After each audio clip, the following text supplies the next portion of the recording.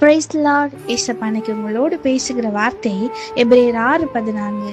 நிச்சயமாக நான் உன்னை ஆசீர்வதிக்கவே ஆசீர்வதித்து உன்னை பெருகவே பெருக பண்ணுவேன் என்றார்.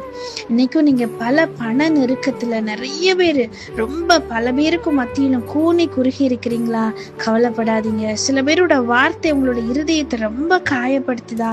சில பேரோட வார்த்தை உங்களை ரொம்ப அவமானப்படுத்துதா? ஐயோ, நான் இப்படி பல நெருக்கத்துல இருக்கிறேனே, எனக்கு என்னைக்கு முன்னேற்றம் வரும், என் வாழ்க்கை என்னைக்கு ஆசீர்வதிக்கப்படும்னு ரொம்ப கவலையோடு இருக்கிறீங்களா? ஏசப்பா உங்களுக்கு சொல்றாங்க, நிச்சயமாக நான் உன்னை ஆசீர்வதிப்பேன், நீ கவலைப்படாதன்னு சொல்றாங்கங்க. நிறைய இடத்துல நீங்க அவமானப்பட்டிருக்கீங்களா?